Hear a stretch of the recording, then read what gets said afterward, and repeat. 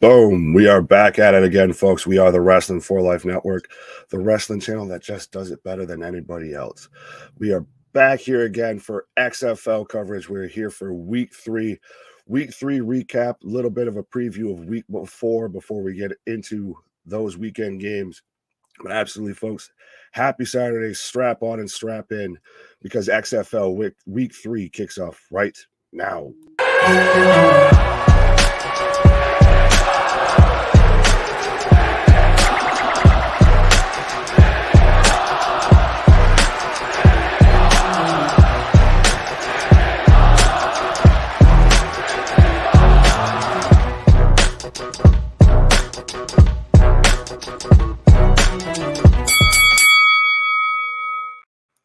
Boom. And like I said, folks, we are the Wrasslin for Life Network, the channel that gives you anything and everything when it comes to professional wrestling coverage, the alternative commentary for anything and everything, the wrestling channel that even the wrestlers tune into, the fastest growing wrestling channel on YouTube today, folks. But we're here talking XFL. We're here talking XFL week 3. And it's been an interesting tale for the XFL so far. We've had our first controversy, our first controversy so far in the XFL. We've had Quentin Dormady released and then reinstated from the Orlando Guardians after allegedly sharing / potentially allegedly accusations selling offensive plays with other teams. So the XFL is still currently investigating it, but we've already had our first like I said, alleged scandal within the XFL. And as far as the XFL goes when it comes to ratings, I know I brought that up last week. They're still going down, folks. The average viewership for XFL week 3 was 571,000, which is a 13% drop from even last week, so now that brings that total up from week 1 of 1.3 million down 63% to 571,000 from week 1 to week 3, folks. So strap on and strap in. And now even the XFL is responding with moving week 5 games, like the Thursday games, getting moved from FX to ESPN. So they're starting to try and move some of these games to bigger networks to try and draw more eyes on them. But with all of that being said, folks, let's get into the scores from week 3. We had the Seattle Sea Dragons going up over the Vegas Vipers 30-26. And I told you, folks, last week, the Seattle Sea Dragons, I know it's a goofy name, it's an interesting name, but they're going to be the sleeper team to watch. When you've got Danuch back there, and we might talk about Danuch later on, and you've got him thrown to Josh Gordon, that's going to be a sleeper team, and they're going to be moving up the board. And the Vegas Vipers, predicted to be hot out of the gate, have just been falling flat. But they did just bring in Brett Huntley. He just was in the week 3 game and did show up and show out a bit. So it's going to be interesting to see if maybe they can try and right the ship here. But then we had the game of the week, especially when it comes to the channel. Me and CJ talking about this the whole time. We had the DC Defenders 34, the St. Louis Battlehawks. The Cardiac Kids finally can't make a comeback and go down 34-28. So, like I said, game of the week, and the beer snake lives, folks. The beer snake lives as the car goes by. But very much 100%. Two top teams within the league. It was a close game back and forth. It's a great game between both teams. I don't think I would write off the Battlehawks completely, but the DC Defenders very much showing that they're going to be a problem in this league. And then going from a high-scoring back-and-forth affair to an abomination against scoring, the Arlington Renegades 10, the Orlando Guardians 9, and trust me, folks, that's not a baseball score or anything like that, which that'd still be high for a baseball score, but still. The Orlando Guardians, again, when it rains, it pours, and they're a monsoon of misery right now, of still can't even eke out a 1-point victory, can't even come back, and just the Renegades, I don't know what to make of them. They looked good week 1, okay week 2, and now they get caught of almost going down to the Guardians and by 1 point. So And like I said, the Guardians, I don't know what to make of them. They are the laughing stock. They're the Cleveland Browns when they went 0-16. And the Lions did that as well, I believe. Yeah, they're the welcome mat for the XFL. Then we've got the Houston Roughnecks, again, pretty much the 1A to 1B, I would say right now when it comes to the defenders a bit. Just stomping a mud hole in the Brahmas. Again, the Brahmas, I'm surprised that they're middle to bottom of the pack, I feel. They're the team that's pretty much named in honor of the owner of the league. I feel like he might have had some things of trying to stack that team, if I would have, honestly. But they've got Hines Ward as their coach, so they've got, good coaching staff. They've got, the branding of the owner behind them. But the Houston Roughnecks just proved that they are too much, going up 22 and winning 22-13. So that does it for the week 3 games. And like I said, speaking of Danuch, we're going to talk about Danuch because he's the offensive player of the week. I know I waited, 3 weeks before I picked the Paisan, but he had the first 300-plus yard passing game in the XFL so far, averaging 10.2 yards per attempt, had 4 passing TDs on the day, and he now leads the league in passing yards, completion percentage, and is tied for the league lead in TD passes. So the former Dallas Cowboy might be pretty much playing himself back into the league potentially, I feel. And then defensive player of the year, of course, I had to pick somebody from the defenders there. But Michael Joseph, the defenders DB, had 2 interceptions, giving him 3 total interceptions for the year. And he's the league leader in interceptions and had his second pick 6 and is the league leader in pick 6s as well. The man's got 78 return yards on interceptions. Like I said, 2 touchdowns already. He would be the leading receiver right now on the Orlando Guardians with numbers like that. So that's a statement to what he's doing on the defensive end, and it's a statement, an indictment on the Orlando Guardians. But let's take a look at the standings right now, because like I said, now we're starting to see certain teams really establish where they are, how they stack up, because everybody's kind of played everybody at this point almost. So we're getting a real defined list throughout the league. But the XFL North, we have the DC Defenders at number 1, the undefeated team in the North, 3-0, followed by number 2, the St. Louis Battlehawks at 2-1. And then we have the Seattle Sea Dragons at 1-2. Again, I'm waiting to see again when we get the Sea Dragons versus the Battlehawks. If I think that's really going to be, a good back and forth, if that's going to really establish who's going to challenge the Defenders, I guess, in the North. And then we have the Vegas Vipers at 0-3. I mean, what else can you say, folks? They haven't even won a game yet. And then for the XFL South, excuse me one second, we have the Houston Roughnecks. Again, the only other undefeated team in the league, going at 3-0. So, and again, that defense, that team is very much a stacked, going to be a challenge, whether you're facing the Defenders, whatever team they're facing that league, because that defense is going to just shut you down. But they're coming in at number 1.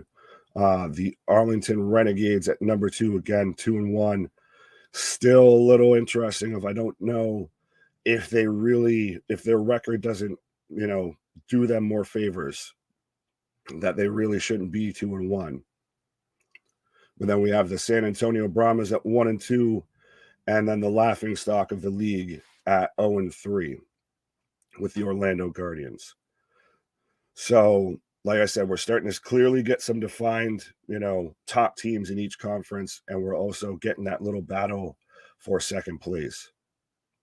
But now that we've gone through the standings, I want to give my opinion here, my power rankings, which you can agree with me in the comments down below. You can disagree with me. You can tell me how I'm wrong. You can tell me who your favorite XFL team is, all of that.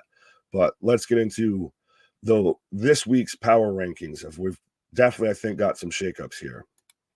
But at number 8, of course, like I said, it has to be the Orlando Guardians. They're the monsoon of misery, folks. They're when it rains, it pours, and they ain't seen sunshine yet because from can't even win a 1-point game, can only put up 9 points to Paxton Lynch being the only quarterback being benched in every four football leagues, the NFL, CFL, XFL, and the USFL. So now we've had players allegedly selling plays to other teams or just giving them to them. So 100% the Orlando Guardians have to be at the bottom of this list.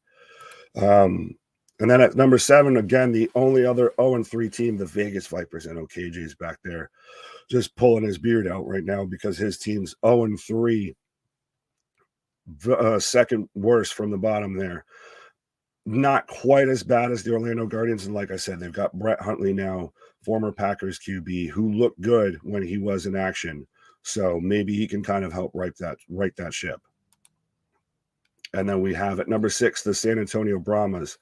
Again, a team that I'm not quite sure what to fully make out of them. They really haven't done anything one way or the other. Like I know Jack Cohn, their quarterback, was my offensive player of the week last week. But just when I thought he was going to get really heated up and really cooking, he takes a step back and the offense didn't look great. So they're really that middle of the pack. They could go either way, up or down. But speaking of going up, we've got the Seattle Sea Dragons, the team that's been normally floating at about number 7, where KJ's team is the Vipers. But the Seattle Sea Dragons, I told y'all, they're going to start edging their way towards the top of this list, I feel. Towards the top of this list, towards the top of the league.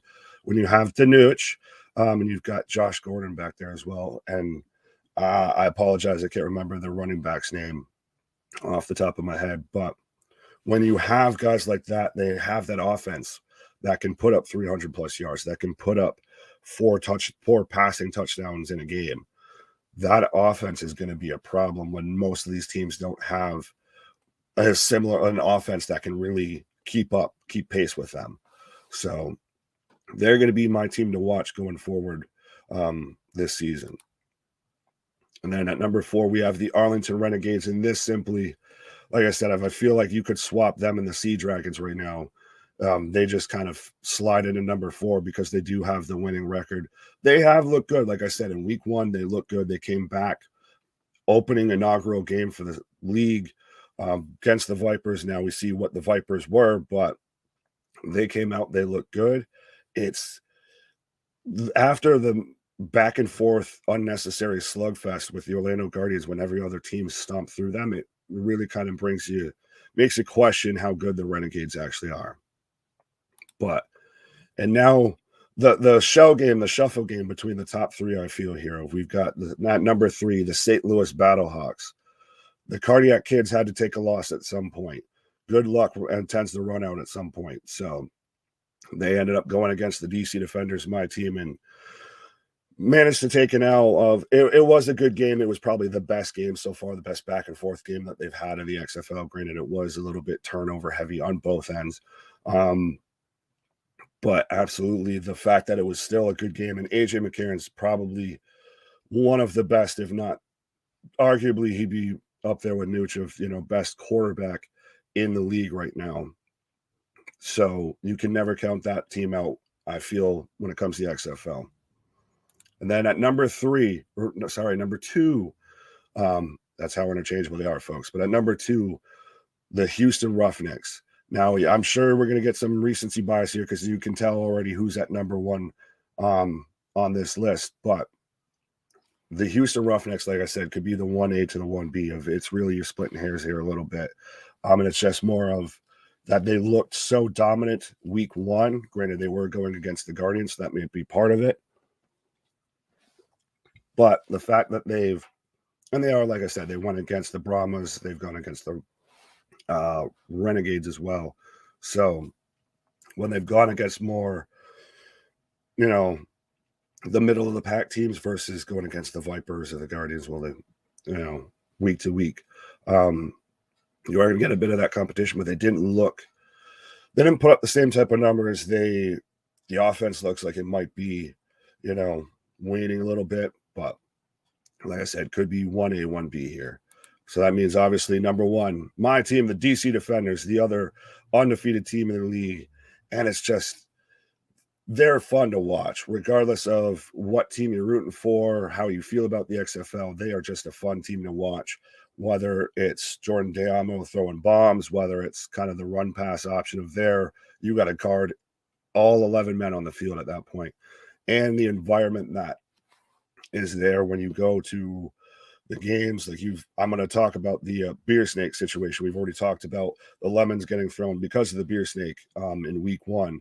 So that's just one of those cities, much like Houston, much like St. Louis as well, that's fully gotten behind the XFL team that's there, and they're almost doing it a bit out of protest towards Dan Snyder and the Commanders. So outside of their performance, which was, again, fantastic, probably game so far of the XFL season, back and forth game, has looked pretty in control and has had a pretty good offense and a high scoring offense through every game. But that plus the environment around here, I guess, maybe a little biased as well, a little bit of a fandom, ekes them out when it comes to the power rankings. But let's get into the week 4 games now. We've got the week 4 games kicking off later today, kicking off the weekend. And it's going to be, like I said, now we're starting to get into the meat of this. Now we've made it past the initial nerves. Now we're starting to see, like the Dennis Green comment of they are who we thought they were. Now we're starting to see what these teams are really made of. But we've got the Houston Roughnecks versus the Orlando Guardians. And again, like I was just saying, I guess, in the power rankings there, of this is really, I guess, going to be an ass whooping.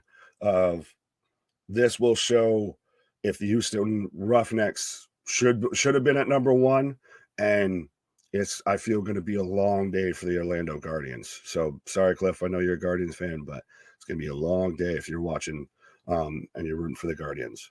But obviously, so I'm taking Houston to win that one. That's at 7 o'clock on Saturday, so later today on FX.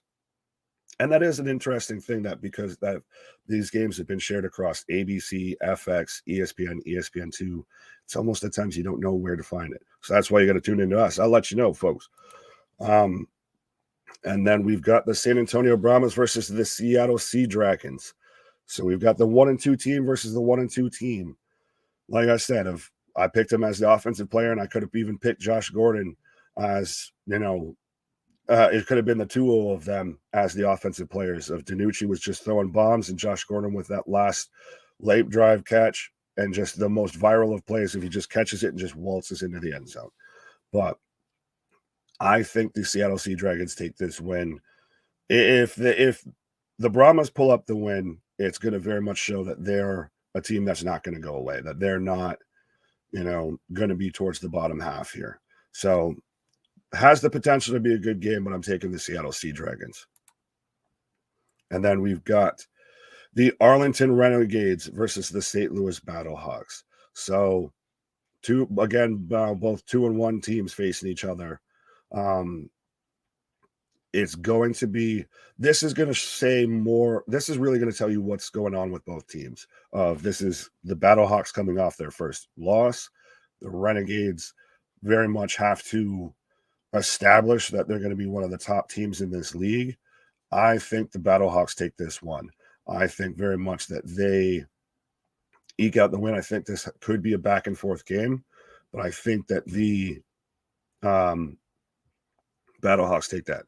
Oh, and I will remind everybody that the Brahmas versus Sea Dragons is at 10 p.m. Today, Saturday, if you're listening to this right now, on FX as well. And the Renegades versus Battlehawks is at 4 p.m. on Sunday, the 12th on ESPN2. And actually, fun fact before we get into talking about the last game of the week, but I have noticed that now we've got the 3-0 team versus the 0-3 team on both sides. We've got the 2-1 team versus the 2-1 team, the 1-2 team versus the 1-2 team. I don't know if that was intentional, but that's somehow managed to work itself out, and I think it's pretty interesting. But we've got, again, my team versus KJ's team, battle of the beards, battle of the tag team going at it. We've got Vipers versus Defenders at 7 on Sunday on ESPN2. I mean, you kind of have to go with the DC Defenders. Even if you aren't a fan of them like I am, they're the 3-0 team going against the Vegas Vipers. It's going to be interesting to see.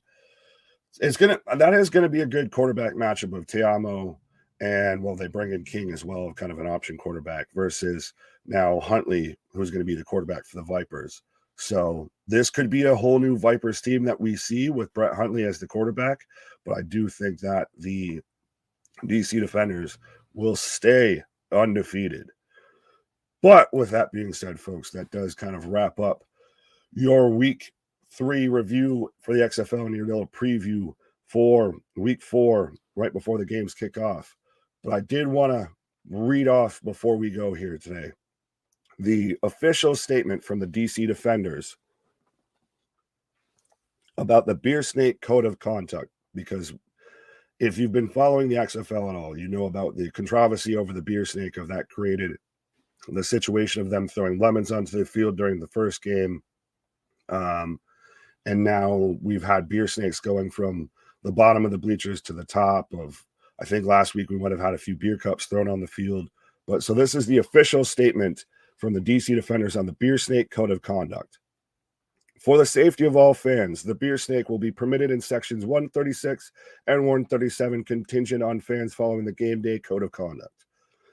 No cups may be thrown from within the section or from outside the section to join the beer snake. So you can't toss your cup. If you're not in that section, you can't toss your cup over there and say, hey, add mine on. All cups must be passed to location of the beer snake to be added, or you may provide your cups to a defender's representative who will bring the cups to the beer snake. So you can hand it off to a security guard and he'll bring it on and add it to you. And I will just say, take a moment here of, as a Buffalo Bills fan, this 100% gives me Buffalo Bills vibes, and I completely condone this, and it's why I'm a Defenders fan. Only empty cups can be added to the beer snake. So you got to polish it off. You got to drink down your little Steve Weiser White before you try and add it to the beer snake. Any throwing of cups or other projectile objects within the seated area or onto the field of play are grounds for ejection. So you can't break apart the beer snake and huck it out there, or in response to the lemons that got thrown out during week 1. The cups from the beer snake must be properly disposed of in a stadium receptacle at the conclusion of the game. So you got to throw away. You can't take the beer snake home with you. But I still like the last statement here on this is, please drink responsibly. So they're encouraging the beer snake, but also at the same time, please drink responsibly. Don't cause a ruckus. But again, like I said, as being a Buffalo Bills fan is part of what made me a Defenders fan, because it absolutely seems like that same type of fandom, that same type of fan base. But folks, that does it for, like I said, the XFL Week 3 review, the Week 4 preview. I am Big Nick. We are the Wrasslin for Life Network. Absolutely, folks. We are going to be back at it like a jackrabbit, as always, covering anything and everything when it comes to pro wrestling. So be a friend, tell a friend, like, share, and subscribe. Join the family, join the fun. Absolutely. And just have a good weekend, y'all. Peace.